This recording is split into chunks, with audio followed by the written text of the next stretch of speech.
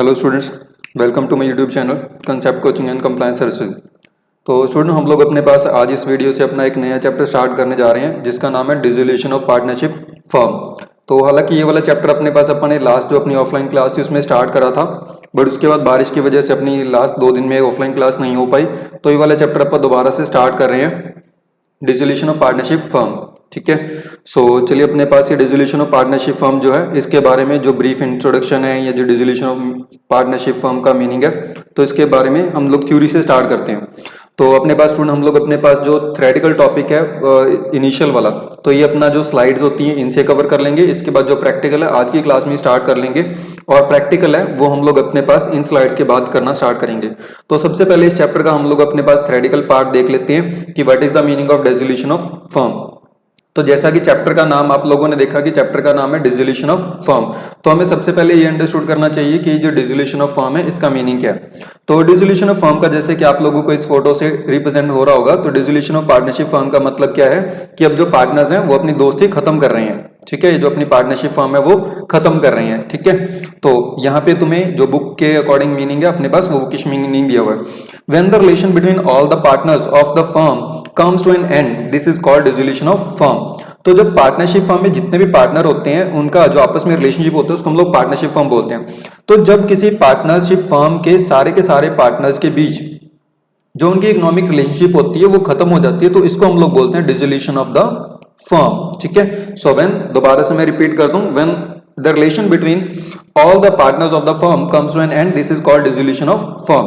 और बिल्कुल यही डेफिनेशन आपको अपने इंडियन पार्टनरशिप एक्ट 1932 के सेक्शन नंबर 39 में प्रोवाइड करी हुई है। ठीक है, कि जब सभी के सभी पार्टनरशिप फर्म के पार्टनर्स के बीच में उनका इकोनॉमिक रिलेशनशिप खत्म हो जाता है तो इसको हम लोग बोलते हैं डिसोल्यूशन ऑफ फर्म। तो बेसिकली यहाँ पे हम लोगों के पास मतलब क्या है कि जब एक पार्टनरशिप फर्म में सारे के सारे पार्टनर चाहते हैं कि हम लोग अब अपनी जो पार्टनरशिप फर्म है वो खत्म कर देते हैं और अपना बिजनेस वेंचर बंद कर देते हैं, क्लोज कर देते हैं, तो उस सिचुएशन को हम लोग बोलते हैं डिसोल्यूशन ऑफ फर्म। ठीक है, सो अब हम लोग अपने पास नेक्स्ट स्लाइड में देखते हैं कि जो डिसोल्यूशन ऑफ फर्म है इसमें होता क्या है। तो बेसिकली अब आप लोग खुद ये चीज का आइडिया लगा सकते हो स्टूडेंट कि अगर डिसोल्यूशन ऑफ पार्टनरशिप फर्म हो रहा है और इसमें अब सभी पार्टनर चाहते हैं कि हम लोग अपना जो बिजनेस वेंचर है वो बंद कर दे, बिजनेस एंटिटी को क्लोज कर दे, तो ऑब्वियस सी बात है इसमें क्या होगा, इसमें जो पार्टनर्स है वो अपनी सारी की सारी फर्म की एसेट जो होंगी उनको सेल आउट करेंगे, और उनको सेल आउट करने के बाद जो भी पैसा रियलाइज होएगा उससे वो अपनी लायबिलिटीज क्या कर देंगे, पे ऑफ कर देंगे। तो सबसे पहले वो अपनी आउटसाइड लायबिलिटीज को पे ऑफ करेंगे, उसके बाद जो भी बच गया वो अपने घर ले जाएंगे। ठीक है, सो यहाँ पे डिसोल्यूशन ऑफ फर्म में क्या होगा, बेसिकली यहाँ पे मैंने एक शॉर्ट पैरा में इसको अंडरस्टूड करवाने के लिए ये लिखा हुआ है। तो in dissolution of firm all assets of the firm are realised, sold and then the liabilities are paid with the realised amount. तो डिसोल्यूशन ऑफ फर्म के टाइम पे क्या होगा स्टूडेंट कि ऑल एसेट जो भी फर्म की होंगी वो सेल आउट कर देंगे पार्टनर्स, और उनसे जो भी पैसा आएगा उससे अपनी लायबिलिटीज पे करके जो बचेगा वो अपने घर ले जाएंगे। ठीक है, so the balance if any is paid to the partners. ठीक है, सो जो भी बैलेंस बचेगा वो पार्टनर्स अपने घर पे ले जाएंगे। तो ये डिसोल्यूशन के टाइम पे होने वाली एक छोटी सी प्रोसेस होगी। ठीक है, हालांकि इसमें टाइम बहुत ज्यादा लगता है और हमें ये जो अकाउंटिंग करनी है इस चैप्टर में जो प्रैक्टिकल पार्ट है वो इसी प्रोसेस से जुड़ा हुआ है कि कैसे एसेट्स जब सेल आउट होंगी तो उनके जनरल एंट्रियां करनी है और उसके टाइम पे कौन कौन से अकाउंट बनने हैं। ठीक है, बट वो लेटर में बात करेंगे थ्योरी खत्म होने के बाद।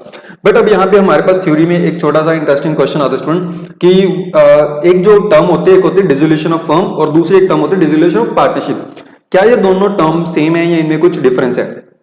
तो ध्यान से सुनना, जो मैंने 2 टर्म्स की बात करी है, एक है dissolution of firm, partnership firm, और एक टर्म है डिसोल्यूशन ऑफ पार्टनरशिप। ठीक है, dissolution of firm and dissolution of partnership.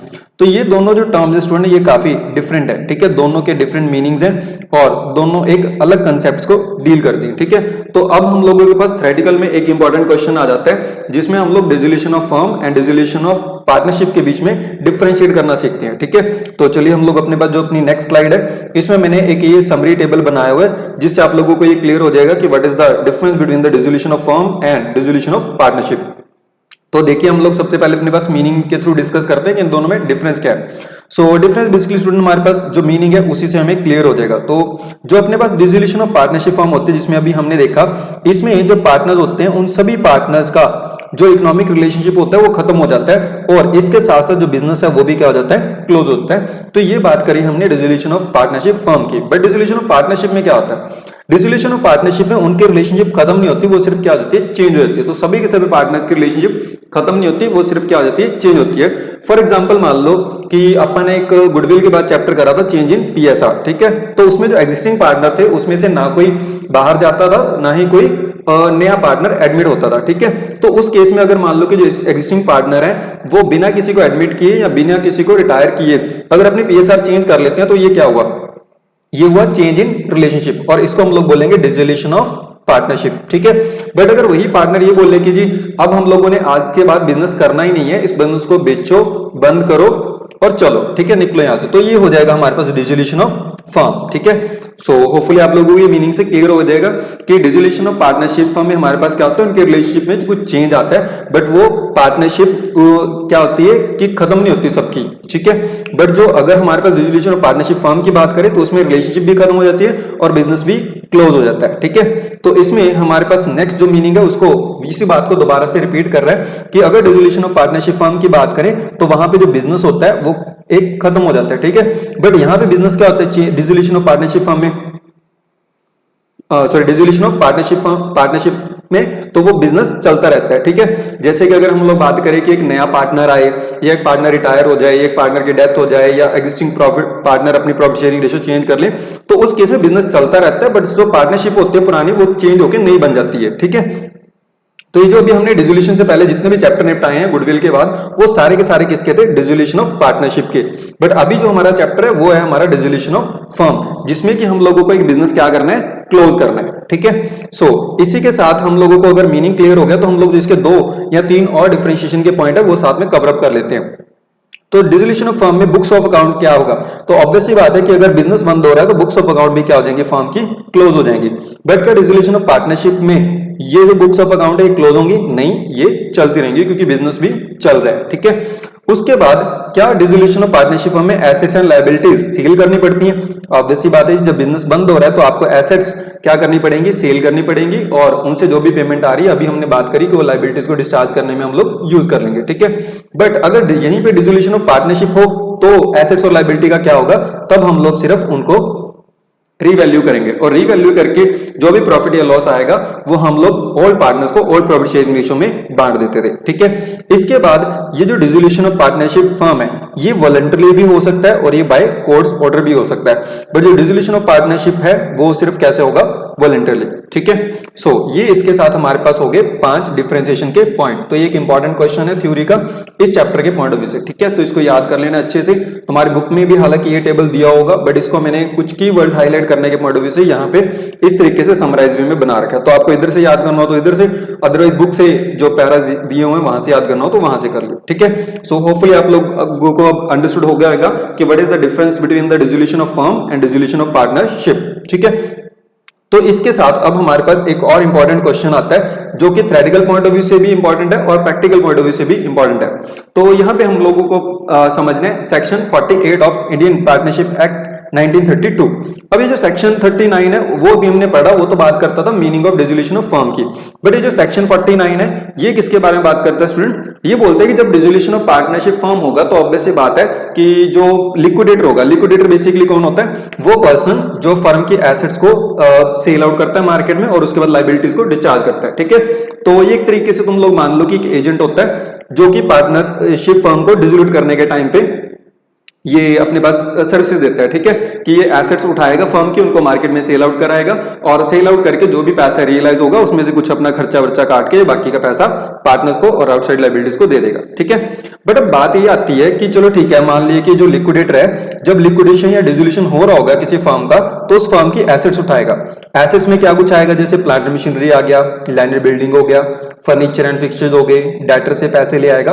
तो ये ऐसे 1 by 1 जो भी एसेट्स होंगी पार्टनरशिप फर्म की वो 1 by 1 उठाएगा और उनसे पैसे क्या करता जाएगा, रियलाइज करता जाएगा, ठीक है। और एट द एंड इसके पास जब सारी की सारी एसेट्स सेल आउट हो जाएंगी या उनसे जो भी पैसा आना है वो आ जाएगा तो इसके पास बहुत सारा पैसा क्या हो जाएगा, लिक्विडेटर के पास इकट्ठा हो जाएगा, ठीक है। अब ये पैसा इसने किसको देना है, बैलेंस शीट में लायबिलिटी साइड पे हमारे पास मेनली 3 बंदे पैसे मांगने के लिए होंगे या 3 लायबिलिटीज मेनली होंगी। एक तो होंगे हमारे पास आउटसाइडर जिनसे हमने या तो लोन लिया होगा या फिर हमने गुड्स खरीदे होंगे। तो अगर गुड्स खरीदे होंगे तो वो बंदा हमारा क्रेडिटर बना पड़ा होगा और अगर अपन ने लोन लिया तो वो आउटसाइडर का लोन ट्रीट किया जाएगा, ठीक है। इसके बाद हमने पार्टनर से हो सकता है क्या लिया हो, लोन लिया हो, ठीक है। और जब शुरू में बिजनेस स्टार्ट हुआ था तो पार्टनर अपने घर से क्या लेके आए होंगे, कैपिटल। तो अभी उस पैसे में से हमें उनको कैपिटल का पैसा भी वापस देना है। तो इस तरीके से अगर हम लोग बैलेंस शीट की लायबिलिटी साइड देखें तो एसेट तो लिक्विडिटर ने जो भी एसेट सेलेबल होगी वो सेल करके पैसा रियलाइज कर लिया, बट बात यह है कि इन कैश को यूटिलाइज कैसे करेगा। ये तीन बंदे हमारे सामने पैसा मांगने के लिए खड़े हैं, हम लोग सबसे पहले किसको दें। तो जो सेक्शन नंबर 48 है ये हमारी इस कंफ्यूजन को दूर करता है, और सेक्शन 48 कहता है कि सबसे पहले आप लोग जो भी आउटसाइडर्स हैं जिनको आप लोगों ने पैसे देने हैं, आउटसाइडर जो कि अदर देन पार्टनर्स हैं, उनको पैसे दो। तो फिर दैट मींस कि यहां पे हम लोग नंबर 1 पे इस कैश में से पेमेंट किसको करेंगे, आउटसाइडर के लोन को, या फिर नंबर 1 पे ही हम लोग पेमेंट करेंगे क्रेडिटर्स को जिनसे हमने कभी सामान वगैरह खरीदा होगा, ठीक है। तो हम लोग सबसे पहले जो भी आउटसाइडर हैं अपनी फर्म में उनको पेमेंट करेंगे उस कैश में से जो कि एसेट्स को सेल करके रियलाइज हुआ, ठीक है। तो समझिए स्टूडेंट, यहां पे सबसे पहले पैसा देना है किसको, आउटसाइडर को। अगर उसके बाद कुछ पैसा बच जाता है तो इस कैश में से हमने सेकंड नंबर पे किसको पैसा देना है, पार्टनर्स का लोन वापस करना है, ठीक है। कैपिटल बाद में वापस करेंगे, बट पहले क्या वापस करना है स्टूडेंट्स, लोन वापस करना है। तो जिन भी पार्टनर से आप लोगों ने कैपिटल के एडिशन में अगर कोई लोन लिया होगा तो उस लोन को क्या करोगे, वापस करोगे। ये बोलता है सेक्शन नंबर 48 कि इसको सेकंड नंबर पे वापस करना है। फिर भी अगर कुछ बच जाए कि पार्टनर का लोन देने के बाद अगर कुछ कैश बच जाता है तो वो हम लोगों ने पे कर देना किसको, पार्टनर्स की कैपिटल को। तो जो भी हम लोगों ने बिजनेस स्टार्ट करते टाइम, पार्टनरशिप फर्म बनाते टाइम जो पैसा लिया होगा पार्टनर से, वो हम लोगों ने क्या करना है, अब इनको थर्ड नंबर पे वापस करना है, ठीक है। सो अगर इसके बाद भी अगर कैश बच जाए तब उसका क्या करना है, ठीक है। तो section number 48 first of all बोलता है कि अगर मान लो कि आपके पास हो सकता है कि किसी फर्म की जो एसेट्स हैं जब उन्होंने खरीदी थी तब सस्ते रेट पे खरीद ली, अब उनकी वैल्यूएशन काफी ज्यादा बढ़ गई है, तो ऑब्वियस सी बात है अब अगर पार्टनरशिप फर्म डिसॉल्व होगी तो पैसा ज्यादा आ जाएगा बट लायबिलिटीज कम होगी। तो लायबिलिटीज पे करने के बाद भी कुछ पैसा बच सकता है, और अगर वो पैसा बचा तो उसको हम लोग बोलेंगे स्टूडेंट सरप्लस। और ये सरप्लस अल्टीमेटली किसको चला जाएगा, ये भी पार्टनर्स को उनकी प्रॉफिट शेयरिंग रेशियो में हमने क्या करना है, डिस्ट्रीब्यूट कर देना, ठीक है। सो ये जो भी सरप्लस होगा ये हमने पार्टनर्स को उनकी प्रॉफिट शेयरिंग रेशियो में क्या कर देना है, डिस्ट्रीब्यूट करना है। बट अगर मान लो स्टूडेंट की ये तो थी बात सरप्लस की, अगर मान लो कि पैसा सिर्फ आउटसाइडर को लोन और क्रेडिटर को देने के बाद ही पैसा खत्म हो गया तो स्टूडेंट जो बाकी का अपने पास बैलेंस बच गया उसको हम लोग बोल देंगे डेफिसिट या लॉस, और वो लॉस किसका हो गया, पार्टनर्स को, ठीक है। सो पार्टनर्स को फिर उसके बाद कुछ भी नहीं मिलेगा, और जो उनका पैसा आया था और फर्म में उन्होंने इंट्रोड्यूस किया था बट अब वो डूब गया, वो उनका एक तरीके से हो जाएगा लॉस, ठीक है। बट हमारे पास यहाँ पे सरप्लस की कंडीशन ही हम लोग एज्यूम करके चलेंगे कि ये एज्यूम करके चलेंगे कि हमारे पास हर एक क्वेश्चन में सरप्लस आएगा। तो अगर सरप्लस आता है तो हम लोगों ने उनकी पेमेंट कैसे करनी है, ये 4 सिनेरियो मैंने आपको बता दिए। तो सेक्शन 48 बोलता है सबसे पहले आप लोगों के पास जो भी एसेट से रियलाइज करके पेमेंट आ रही है, आपके पास कैश आ रहा है, उसको यूटिलाइज करोगे सबसे पहले आउटसाइडर की पेमेंट करने में, देन आप लोग पार्टनर का लोन पे करोगे, तीसरे नंबर पे आप लोग पार्टनर्स की कैपिटल पे करोगे, एंड फोर्थ नंबर पे आप लोग अगर कुछ बच जाता है तो उसको बोल लेंगे सरप्लस, और वो surplus partners profit sharing ratio में आपस में क्या कर लेंगे, डिस्ट्रीब्यूट कर लेंगे, ठीक है। सो ये हुई स्टूडेंट हमारे पास यहां तक की बात। अब हम लोग सेक्शन नंबर 48 से जुड़े हुए हमारी बुक में कुछ इलिस्ट्रेशन है, हम लोग वो इलिस्ट्रेशन देखते हैं, ठीक है। तो या फिर आप लोग इलिस्ट्रेशन अपने होमवर्क में देख लेना, मैं आप लोगों को उन इलिस्ट्रेशन के यहाँ पे एग्जांपल बना के देता हूँ, ठीक है। सो अब यहाँ पे मैं तुम लोगों के पास एक केस स्टडी है, एक एग्जांपल रखता हूँ। स्टूडेंट मान लो कि एक फर्म है जिसमें 3 पार्टनर है ए, बी एंड सी, और इनकी प्रॉफिट शेयरिंग रेशियो है 1:2:3, ठीक है। तो हम लोग बात करें कि इनकी जो बैलेंस शीट है, तो इनकी बैलेंस शीट में एसेट्स हैं 10 लाख की, ठीक है, और पार्टनर्स की जो कैपिटल है वो 2 लाख ईच है। अगर 2 लाख ईच है तो 3 पार्टनर्स की कितनी हो जाएगी total, 6 lakh. And after that किसी एक पार्टनर का लोन है, मान लो कि जो ए पार्टनर है उसने फर्म को लोन भी दे रखा है, तो ये एज लोन हो गया हमारे पास 1 लाख का, एंड जो आउटसाइड लाइबिलिटीज हैं वो हमारी होगी 3 लाख की। तो इस तरीके से इस फर्म की जो बैलेंस शीट है वो हो रही है टैली, ठीक है। तो अब हम लोगों ने क्या करा कि ये जो पार्टनर है एबीसी, अब चाहते हैं कि जी हम लोग अपनी पार्टनरशिप फर्म क्या कर दें, डिसॉल्व कर दे। तो ये अपनी पार्टनरशिप फर्म डिसॉल्व करना चाहते हैं, तो इसके लिए इन्होंने क्या करा कि एक बंदे को अपॉइंट कर लिया जिसको अपन नाम बोला लिक्विडेटर। तो इसने बोला कि लिक्विडेटर भाई साहब हम लोग अपनी पार्टनरशिप फर्म डिसॉल्व करना चाहते हैं, तो प्लीज आप लोग हमारी जो ये जो एसेट्स हैं इनको सेल आउट करवा दो, ठीक है। सो ये जो अपने पास लिक्विडेटर साहब हैं, इन्होंने क्या करा कि जो एसेट्स हैं ये उठाई और इनको मार्केट में सेल आउट कर दिया। कितने में? 13 लाख में। सो अज्यूम कि ये जो एसेट्स हैं ये इन्होंने सेल आउट करवा दी 13 लाख में। तो बताओ एसेट से कैश रियलाइज कितना हो गया? 13 लाख, ठीक है। अब 13 लाख में बताओ कि जो एसेट्स हैं ये तो बैलेंस शीट से गई, अब कैश आ गया इसके बदले में हमारे पास 13 लाख। तो बताओ इसका जो लिक्विडेटर है वो क्या करेगा? तो जैसा कि आपके माइंड में इमेजिनेशन हो रही है कि सबसे पहले हम लोग किसको पे करेंगे? आउटसाइड लायबिलिटीज वाले को। तो फर्स्ट नंबर पे हम लोग आउटसाइड लायबिलिटी वाले को पे करेंगे, देन हम लोग जो ए का लोन है वो पे करेंगे, एंड आफ्टर दैट जो पार्टनर्स की कैपिटल है वो पे करेंगे, ठीक है। सो इसमें से हम लोग सबसे पहले क्या माइनस करेंगे? 3 लाख जो हमारे पास आउटसाइड लायबिलिटीज है, तो ये हमने माइनस करी आउटसाइड लायबिलिटीज, क्योंकि एज पर सेक्शन 48 हमें सबसे पहले किसको पेमेंट करनी है? आउटसाइड लायबिलिटीज को। तो ये पे करने के बाद स्टूडेंट हमारे पास कितने रुपए बचे? 10 लाख, ठीक है। तो ये हमारे पास आ गया बैलेंस। उसके बाद हम लोगों ने ए का लोन पे करना है, तो इसमें से 1 लाख हमने क्या पे करा? As loan. तो ठीक है जी, हमने ये पे कर दिया। अब भी फर्म के पास या लिक्विडेटर के पास कितने रुपए बचे? 9 लाख। तो ये 9 लाख अगेन हमारे पास बैलेंस आ गया। बट इसमें से हम लोग अब किसकी पेमेंट करेंगे? कैपिटल की। तो पार्टनर्स को हम लोग जो उनके कैपिटल कंट्रीब्यूशन का पैसा था वो भी अपन ने वापस कर दिया। तो पार्टनर्स कैपिटल हमने कर दी वापस। अब भी स्टूडेंट फर्म के पास कितने रुपए बच रहे हैं? 3 लाख, ठीक है। तो इस 3 लाख को हम लोग क्या बोलेंगे? सरप्लस, ठीक है। और ये जो सरप्लस है अब हम लोग किसको बांट देंगे? तीनों पार्टनर्स को। तो ए, बी और सी को ये 1:2:3 में उनकी प्रॉफिट शेयरिंग रेशियो में क्या कर देना है? डिस्ट्रीब्यूट। तो जो अपने पास ए पार्टनर है उसके पास आएंगे हमारे पास 50,000, 1 लाख एंड 1,50,000, ठीक है। और ये फर्म अब होगी डिसॉल्व, ठीक है। सो होपफुली आप लोगों को ये समझ आ गया होगा कि सेक्शन नंबर 48 जो है वो सीक्वेंस के थ्रू हमें क्या कहना चाहता है। तो अब आप लोग अपनी बुक में से इस मटेरियल, अपने पास जो भी बुक है तो उसमें से देख सकते हो कि तुम लोगों के पास ये जो सेक्शन 48 की थ्योरी है ये आपसे कवर हो रही है कि नहीं हो रही।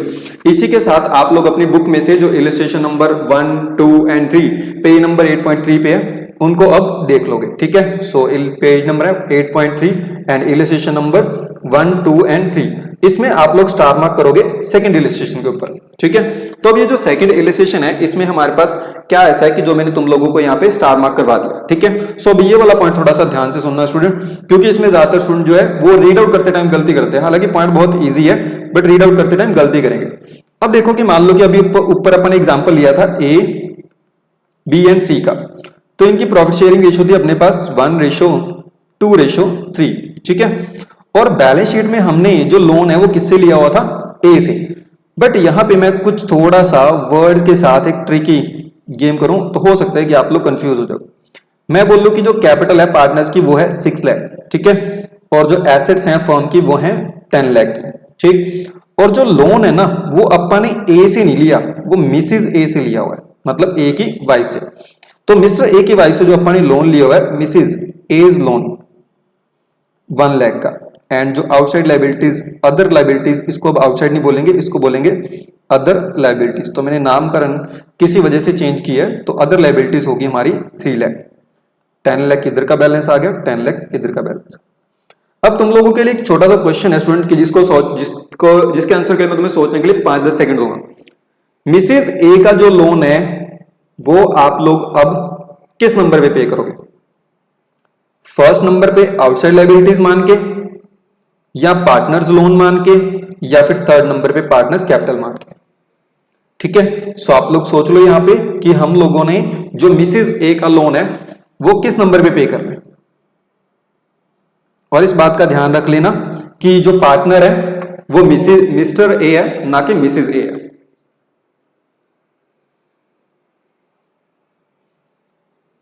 ठीक है। सो कुछ स्टूडेंट्स को अपने पास इस वर्ड्स का जो इसमें वर्ड्स में उन्होंने ट्रिक प्ले करने की कोशिश करी है, कुछ लोगों को समझ आ गया। अगर किसी को नहीं समझ आया तो मैं इसको दोबारा से अब एक्सप्लेन करता हूं, ठीक है। सो यहाँ पे स्टूडेंट क्या होता है कि अपना जो सेक्शन नंबर 48 है वो पता है अपने को क्या बोल रहा है कि जैसे मैं यहाँ पे स्लाइड में वापस जाता हूं और अब तुम लोगों को दिखाता हूं। सेकंड नंबर पे हमें किसका लोन पे करना है? पार्टनर का। अगर पार्टनर का, जो फर्म में पार्टनर है उसका लोन होता है तो वो सेकंड नंबर पे करना है। अगर पार्टनर के किसी किन का, रिलेटिव का या फिर वाइफ का लोन वगैरह आता है तो वो हम लोग उनके रिश्तेदारों को या उनके जो रिलेटिव्स हैं उनको हम लोग मानेंगे आउटसाइडर। तो इस गिवन केस में मिस्टर ए पार्टनर है, तो अगर मिस्टर ए का लोन होगा तो वो हम लोग कौन से नंबर पे करेंगे? सेकंड नंबर पे पे करेंगे। बट अगर मिसेज ए का लोन होता है तो मिसेज ए पार्टनर नहीं है तो उनके लोन को हम लोग कौन से नंबर पे पे करेंगे? फर्स्ट नंबर पे करेंगे। क्लियर है? और अगर आप लोगों ने मिस्टर की जगह पे मिसेज रीड आउट कर लिया या मिसेज की जगह पे मिस्टर, तो हो सकता है कि आप लोग वो क्वेश्चन का आंसर गलत कर दो। तो ध्यान से देखना है कि पार्टनर कौन है और पार्टनर की वाइफ पार्टनर है, मतलब ए या मिसेज ए। ठीक है। सो अगर मान लो कि मिस्टर ए पार्टनर है तो उनकी जो वाइफ है मिसेज ए, तो उनको हम लोग उनके लोन को आउटसाइडर का लोन ट्रीट करेंगे और फर्स्ट नंबर पे करेंगे। बट अगर मिसेज ए पार्टनर है पार्टनरशिप फर्म में और मिस्टर ए ने लोन दिया हुआ पार्टनरशिप फर्म को, तो उनको हम लोग आउटसाइडर ट्रीट करेंगे, मिस्टर ए को, और फर्स्ट नंबर पे करेंगे। बट अगर मिस्टर ए ही पार्टनर है और मिस्टर ए ने ही लोन दिया तब हम लोग उसको पे करेंगे सेकंड नंबर पे। क्लियर है? तो यहां पे ध्यान रखना, अगर जो पार्टनर है उसी बंदे ने लोन दिया तो आप सेकंड नंबर पे करोगे।